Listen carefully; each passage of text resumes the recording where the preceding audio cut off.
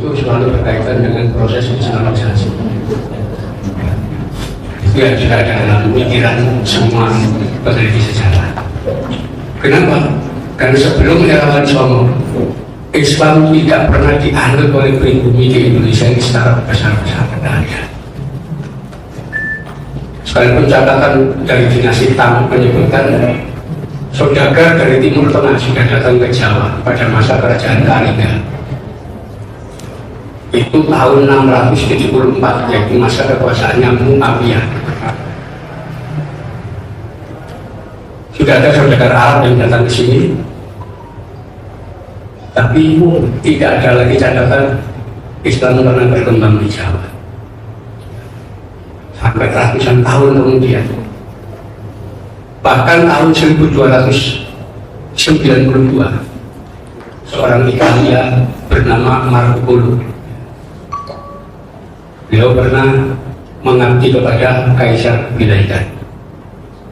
Tahun 1292 pulang dari Cina, tidak melewati jalur Sutra tapi lewat laut. Marco Polo ini singgah di kota pelabuhan Perak di Aceh. Marco Polo menyatakan di kota pelabuhan Perak penduduknya sebagian adalah orang-orang Cina.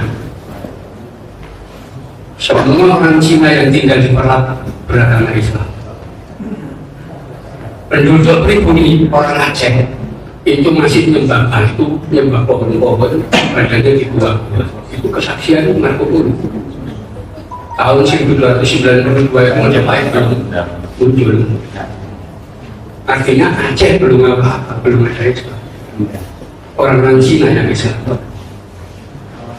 100 tahun kemudian terjadi pergantian kekuasaan di Cina dari dinasti Yuan ke dinasti Ming. Nah, Kaisar Ming yang ketiga, Yongli namanya, mengirimkan Laksamana Chenghu ke selatan tahun 1405. Waktu itu Majapahit dipimpin oleh Wikrama Wardhana, menantu Dayang Wuruk. Chenghu pertama kali mendarat di Tuban, dan Chenghu mencatat di kota pelabuhan Tuban sudah tinggal sekitar 1000 keluarga orang-orang Cina, semua beragama Islam. Chenghu pergi ke Gresik, berlabuh di sana juga mendapati ada 1000 keluarga orang-orang Cina, semuanya Muslim. Di Surabaya juga ada 1000 orang Cina beragama Islam semua. Itu catatan Chenghu ketika kunjungan pertama. Chenghu 7 kali bolak-balik ke Jawa, sampai terakhir kunjungan yang ke-7 tahun 1433. Chenghu mengajak seorang jurnalis namanya Mahwan. Mahwan ini haji, ya, orang Muslim. Mahwan ini mencatat ketika singgah di Sunda Kelapa, Jakarta, Cirebon, kemudian di Pelabuhan Tegal, Semarang, Lasem, Tuban, Gresik. Dalam catatan Mahwan, di pantai utara Jawa, kota-kotanya tidak hanya dihuni orang Cina Muslim, tapi sudah ada orang dari Barat, orang Persia dan orang India, dan orang Arab yang beragama Islam. Jadi sudah ada orang Arab dan orang Persia sudah masuk. Yang awal itu Cina, tapi ini Persia dan Arab sudah masuk. Mereka semua juga beragama Islam. Penduduk pribumi menurut Mahwan itu kafir semua, nyembah batu, nyembah pohon-pohon, dan ibadahnya di gua-gua. Itu kesaksian juru tulis itu. Artinya kalau kita merujuk kesaksian dinasti Tang pertama tahun 674, sudah ada saudagar Muslim dari Timur Tengah yang datang ke Jawa. sampai tahun 1433. Itu menunjukkan bukti hampir 800 tahun Islam tidak dianut pribumi di Indonesia. Tapi catatan sejarah kemudian menunjuk bahwa 7 tahun setelah kedatangan Cengho yang terakhir, datanglah rombongan dari negeri Campak, yaitu keluarganya Sunan Ampel. Masuk datang ke Majapahit lewat Tuban, kemudian oleh Raja Majapahit diangkat sebagai keluarga keraton Majapahit. Zaman dulu untuk menjadikan seseorang itu keluarga kerajaan itu tidak bisa, apalagi orang asing. Karena semua orang asing zaman dulu itu kedudukannya rendah. Jadi kalau ada lapisan masyarakat itu lapisan atas, Brahmana, Ksatria, Waisya, Sudra, Candala, ya. Baru nanti mereka orang asing. Itu lapisan ke-6.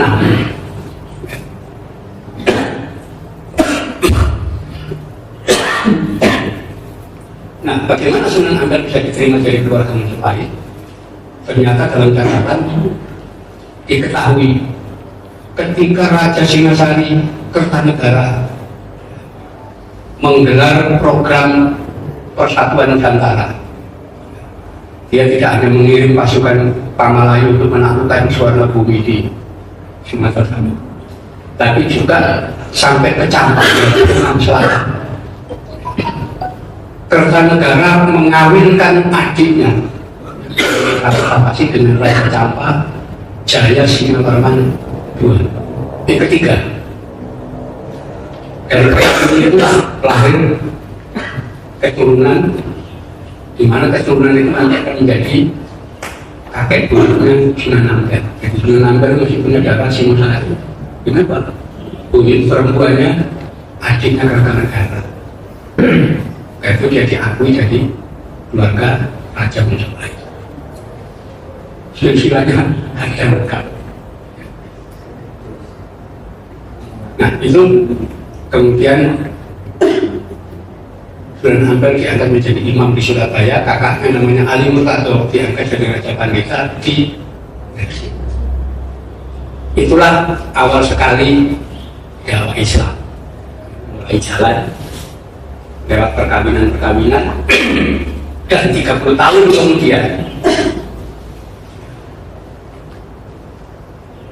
terbentuklah dakwah yang terorganisasi disebut dengan nama Wali-Songo. Jadi kira-kira munculnya Wali-Songo itu tahun 1470-an,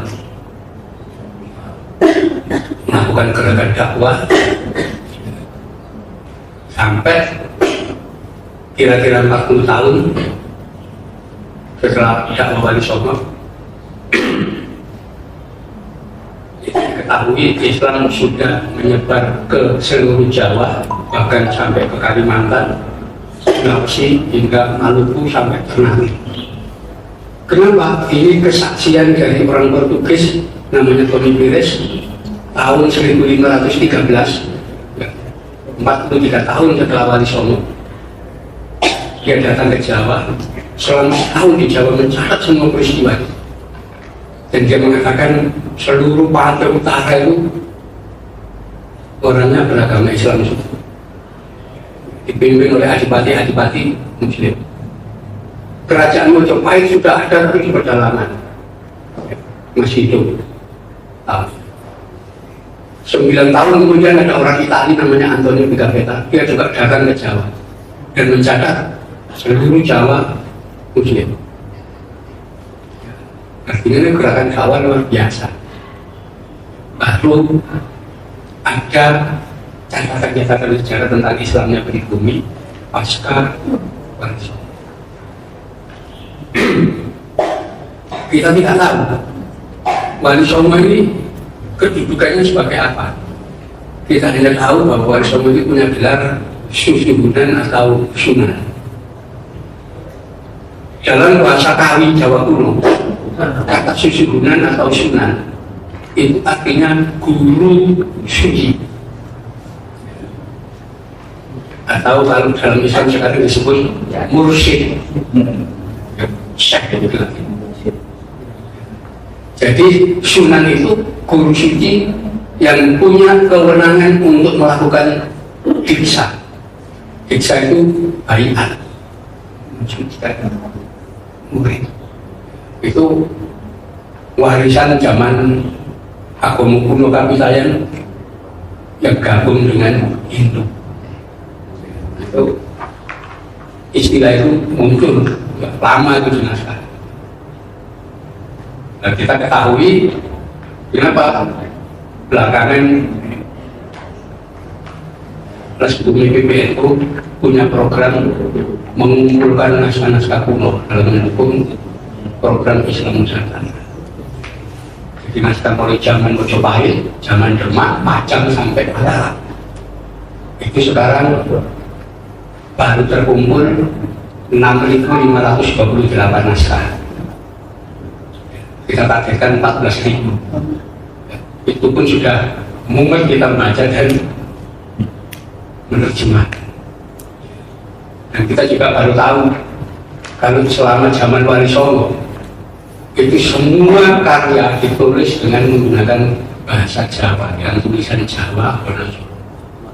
Kita belum pernah menemukan naskah era Wali Songo itu yang tulisan Arab Beko, tidak ada. Ternyata semua ditulis dalam tulisan Jawa. Nah, itu membuktikan bahwa Wali Songo itu tokoh sejarah. Dari mana naskah sekian ribu itu ada kalau orangnya nggak ada? Itu kita jadi tahu ternyata Wali Songo itu, para sunan itu adalah musik kulit. Jadi jumlah naskah yang kita temukan, torekot yang paling lama dibawa di sini itu torekot Satoria dan Akmalia. Kemudian disusul torekot Rifaiyah. Jadi apa? Pandangan-pandangan Wali Songo itu selalu berkaitan dengan konsep torekot Satoria, torekot Akmalia.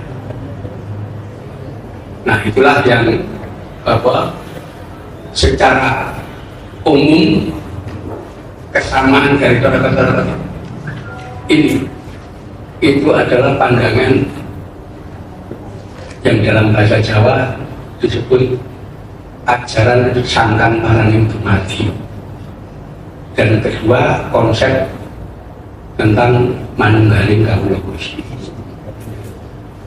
Ketika kita mempelajari naskah dari kiri itu sampai Profesor Aminuddin Kasdi mengatakan ini sebetulnya yang mengajarkan manunggaling kawula Gusti ini seksi jenderal Sunan Giri, karena naskah Giri semua manunggaling kawula Gusti sama. Nanti kita ketemu Sunan Kalijogo, naskahnya juga sama. Bahkan yang paling banyak menggambarkan tentang ajaran manunggaling terutama yang berkaitan dengan ajaran martabat itu. Itu nanti ada kitabnya Batul Mursalat, ya, menceritakan tentang martabat. Nah, ini yang rupanya sangat berpengaruh dalam perkembangan Islam di Nusantara, terutama di Jawa. Itu juga saya baru paham setelah baca uraian yang itu nanti akan diteruskan sampai zaman Rogo Warsito, ngarang serat wirid namanya, Wirid Hidayat Jati. Sebetulnya ajaran kuno. Jadi di dalam ajaran martabat 7 itu ada pemahaman tentang manusia, asal usul Sangkan Paraning Dumadi. Dari mana asalnya manusia dan kemana manusia akan kembali. Di situ konsep utama yang didasarkan adalah inna lillahi wa inna ilaihi. Semua dari Allah dan akan kembali kepada. Nah, di situ manusia ini digambarkan sebagai insan kamil, manusia makhluk yang sangat sempurna. Lahirnya insan kamil dari Allah dalam ajaran martabat itu yang melalui 7 tahap.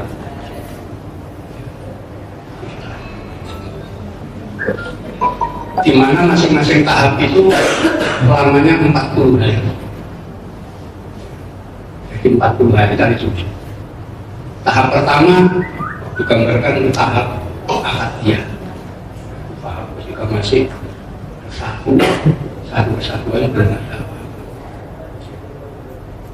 Lalu muncullah tahap kedua, 40 hari yang kedua, yaitu tahap wahdah. Sudah mulai ada bentuk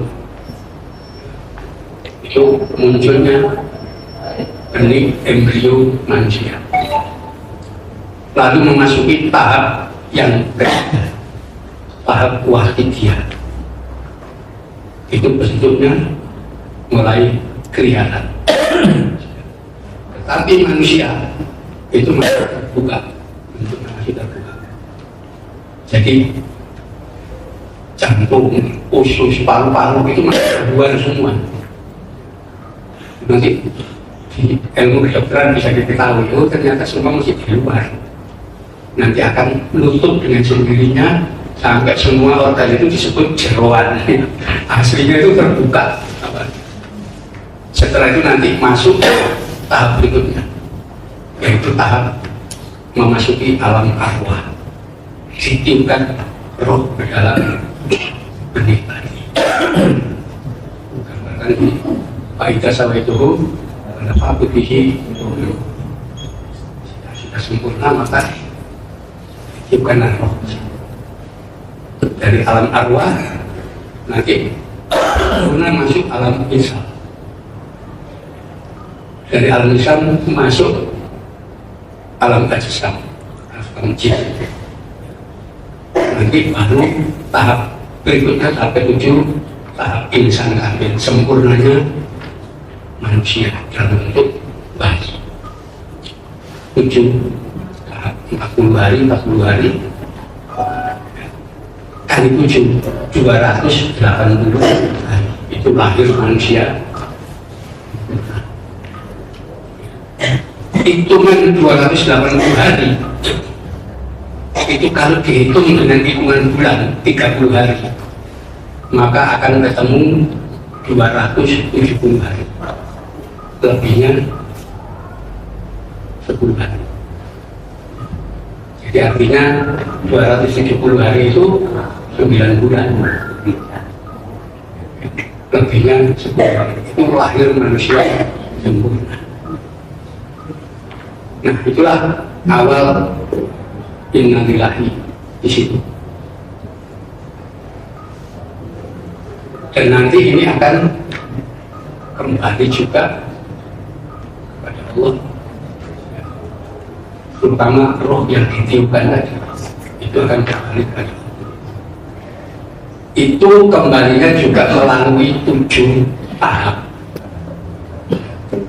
Ini yang banyak diuraikan karena banyak kiai-kiai saya tanya juga nggak tahu dari mana ya.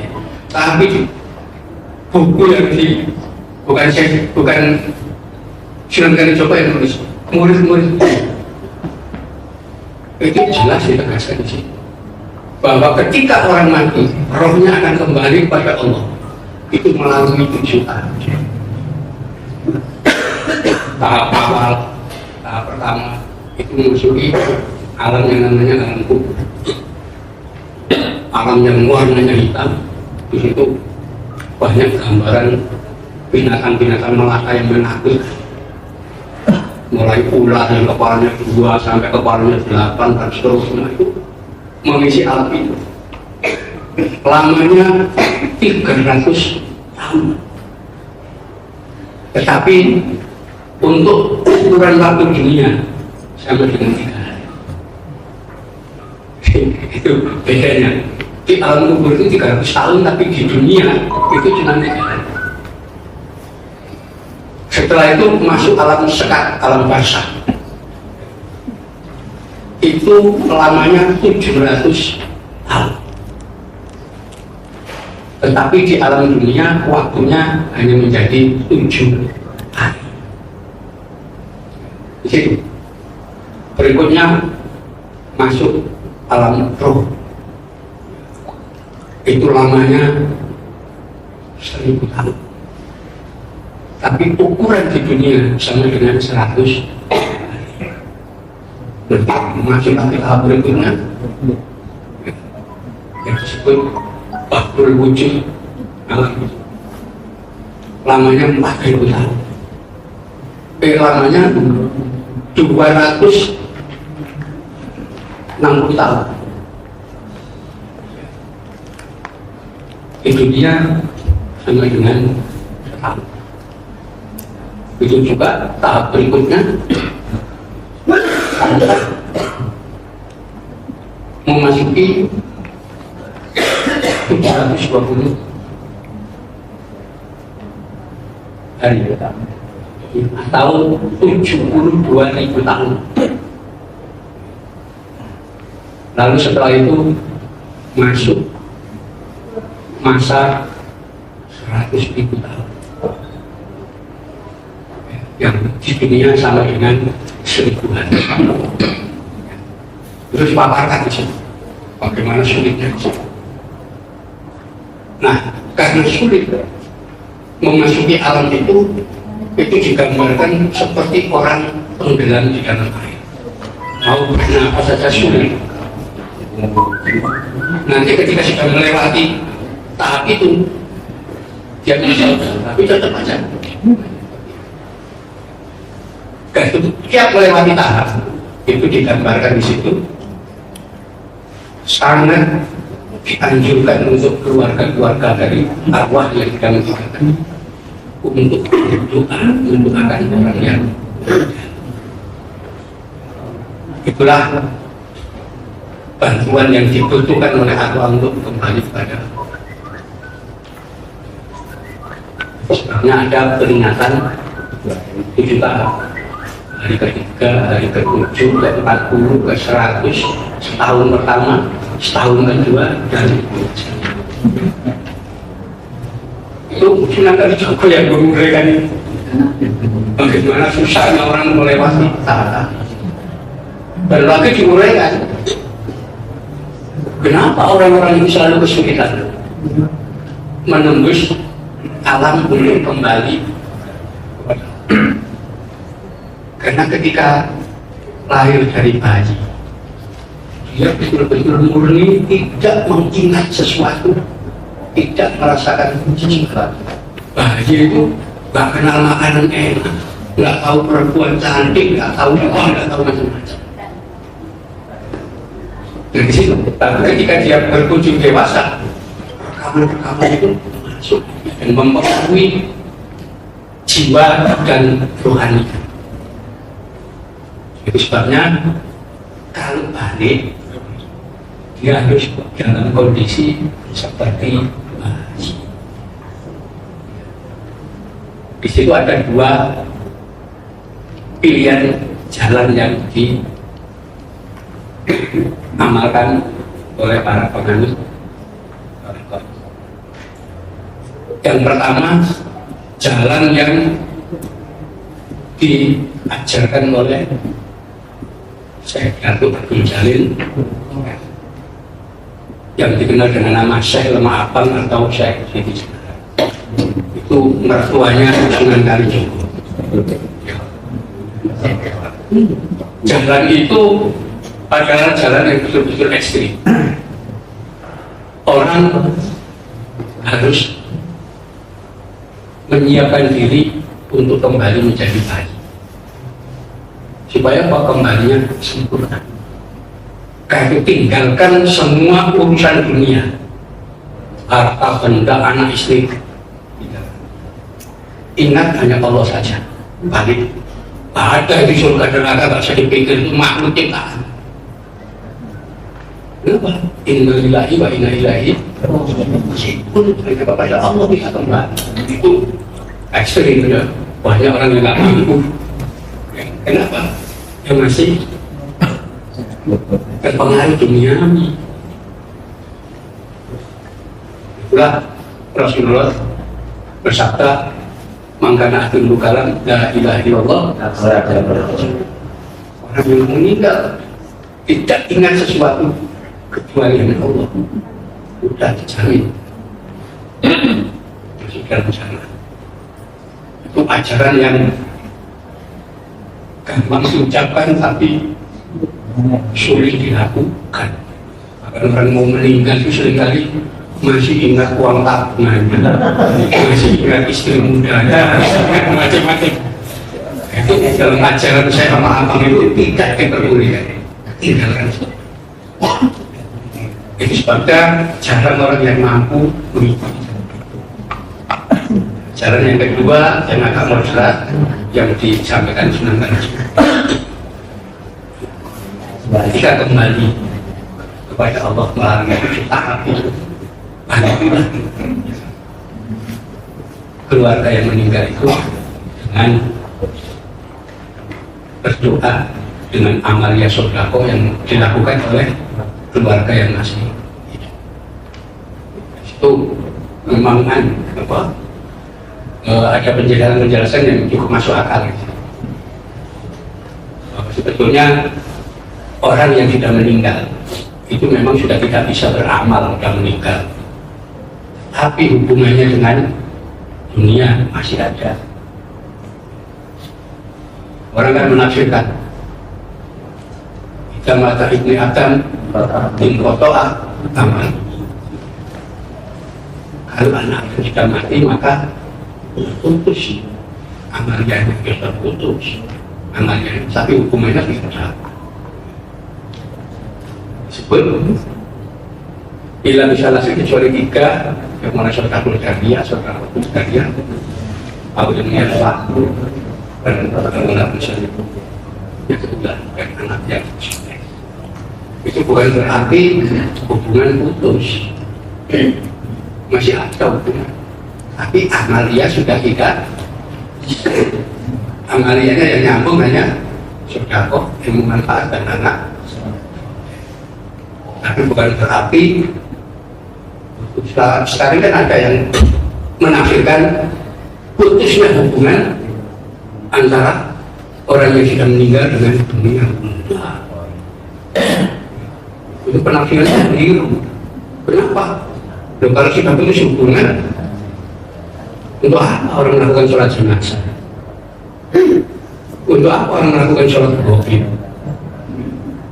Untuk apa mendoakan Allah makfir mu'minin wal mu'minat wal muslimin wal muslimat al-ahya minhum wal bahkan orang sudah mati masih ada pun orang punya utang aja Rasulullah nggak mau nyolati kok, tapi dia masih nanggung hubungan dengan dunia.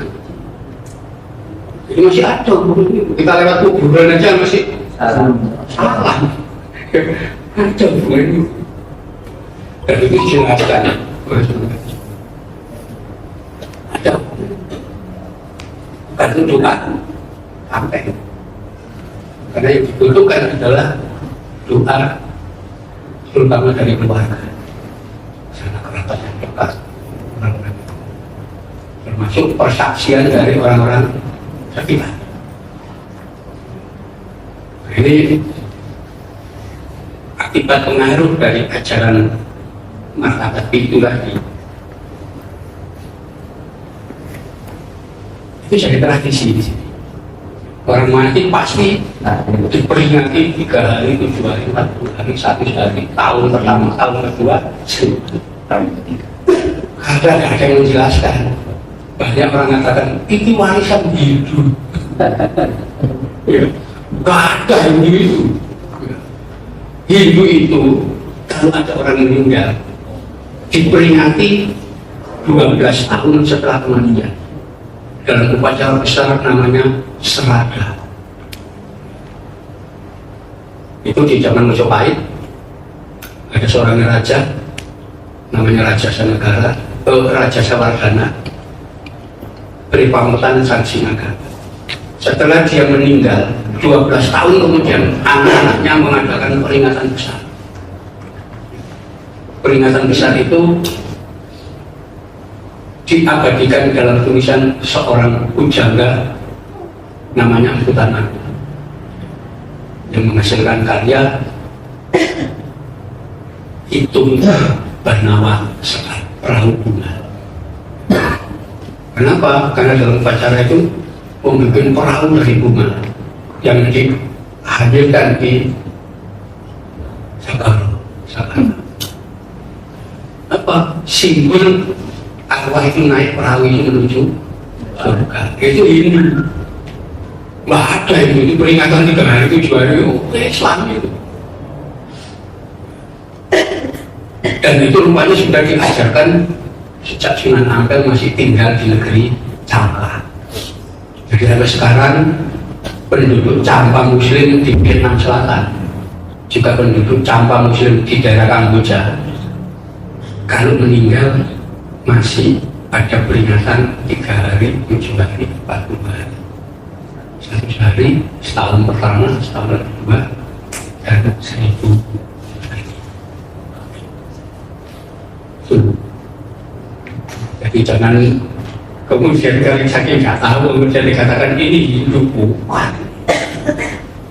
Diajaran dari tasawuf, katakan itu karena ajaran sangat para mati, termasuk Manunggaling.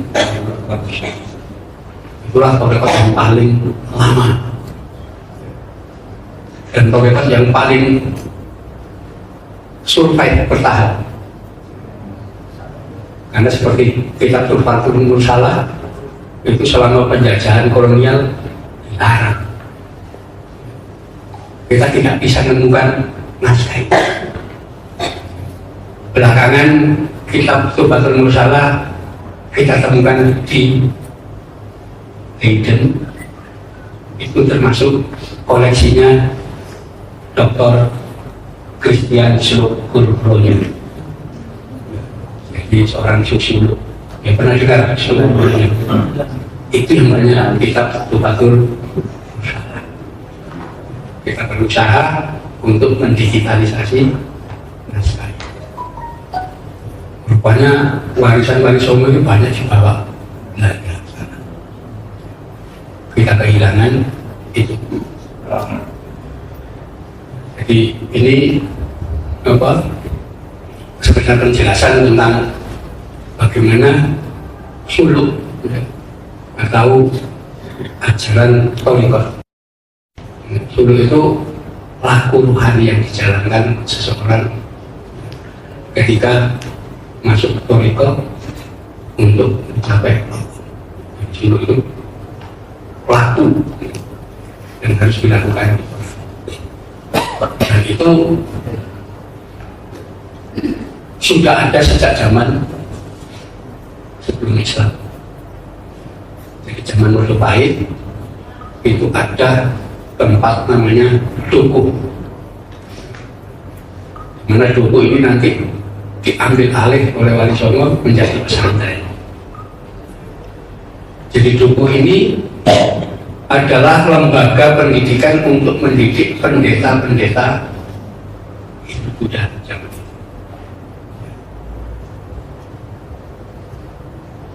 Orang yang dididik di situ itu disebut dengan nama wiku. Ada kitab namanya Sila Kramaning Wiku, tata krama menjadi pendeta.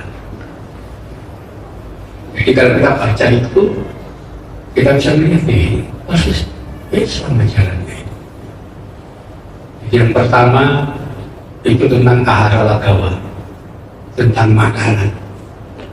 Seorang wiku itu harus memakan makanan yang baik, tidak diperbolehkan memakan makanan yang disebut camah, makanan yang hina, rendah.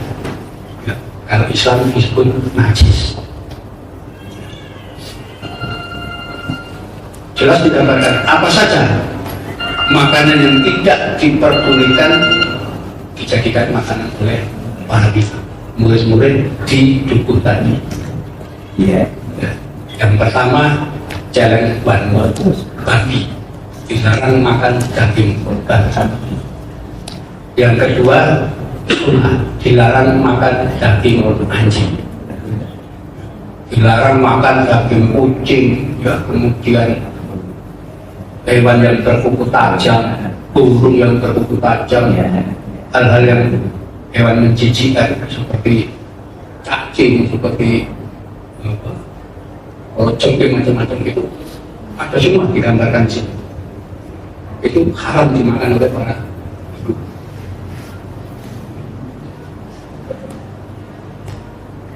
Minuman itu juga sama.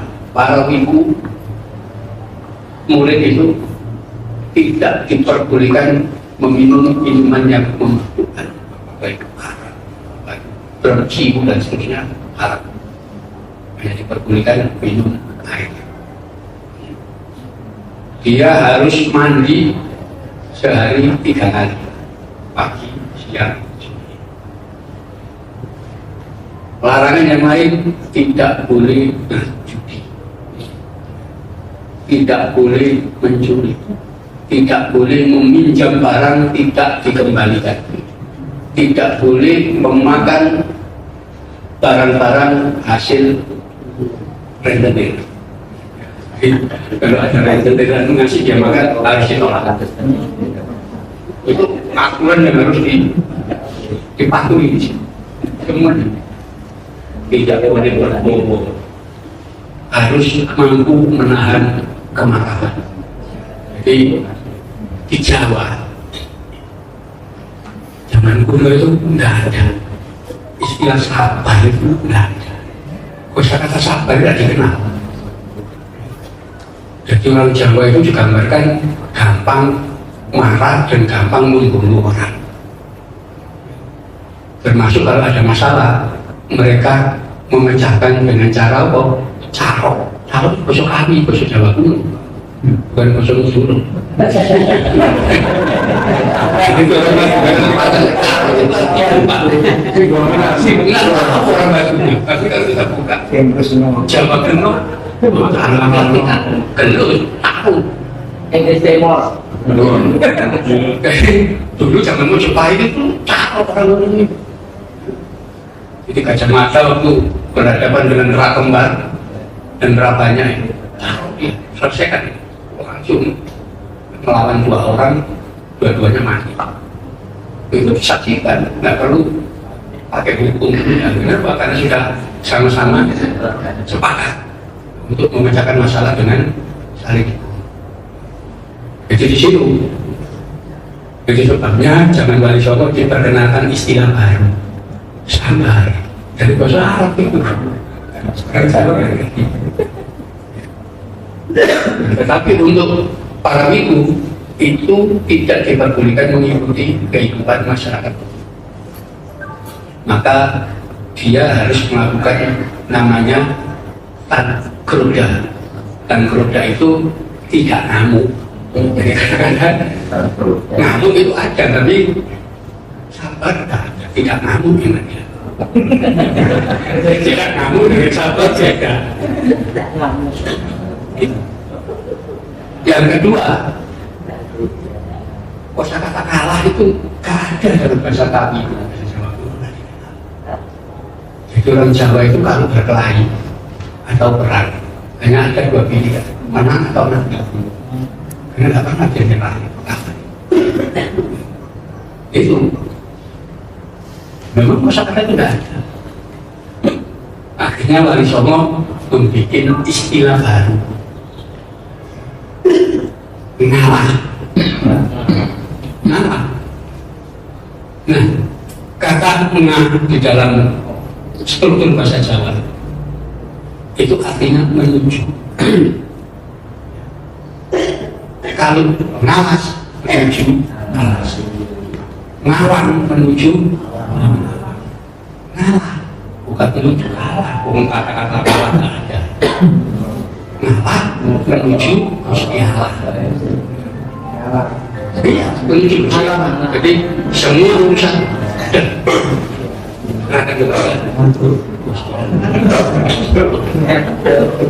Orang-orang mikir-mikir. Jadi memang itu, dan itu muncul ya, ngawur. Termasuk ketika ngalah itu oleh Wali Songo juga dibatasi dengan 3 tahapan. Kenapa? Karena bukan kalah kok, tapi ngalah. Pasrahkan semua urusan kepada 3 tahap batasan ngalah itu dinisbatkan kepada peristiwa yang dialami Rasulullah. Rasulullah itu ketika ditolimi di Mekah, beliau ngalah. Ketika pendzaliman itu makin kuat, beliau hijrah, ngalih ke Madinah. Ketika di Madinah masih diancam terus, ngamuk. Jadi perang dan berikutnya dan seterusnya. Nah, karena itu ngalah.